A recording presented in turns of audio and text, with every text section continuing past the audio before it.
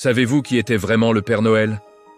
À l'origine, c'était Saint Nicolas, un évêque du IVe siècle qui vivait à Myre, en Lycie, dans l'actuelle Turquie. Il était connu pour sa grande générosité. La légende la plus célèbre raconte qu'il a secrètement offert des dots à 3 jeunes filles pauvres pour leur éviter un triste sort. C'est de là que viendrait la tradition d'offrir des cadeaux en cachette. Il fut persécuté sous l'empereur Dioclétien et honoré le 6 décembre par les chrétiens grecs et latins.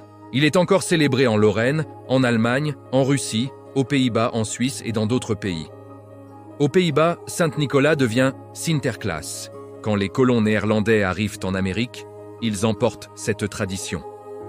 Sinterklaas devient progressivement Santa Claus. En 1823, A Visit from St. Nicholas, un poème attribué à Clement Clark Moore, décrit Santa Claus comme petit, joyeux, barbu, habillé chaudement pour l'hiver. On s'éloigne du religieux, on entre dans le folklore hivernal.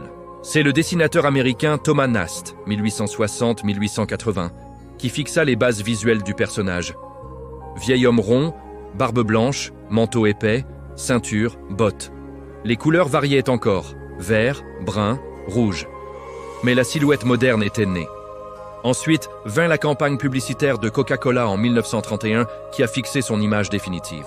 Grand, chaleureux, joyeux, manteau rouge vif, bordure blanche, ceinture noire, bonnet rouge.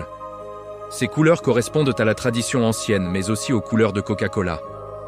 Grâce à la diffusion massive, cette image devient universelle. Mais une question se pose. Est-il chrétien d'enseigner un mythe ou un mensonge aux enfants? Qu'en pensez-vous? Partagez votre avis dans les commentaires et abonnez-vous pour plus de réflexions.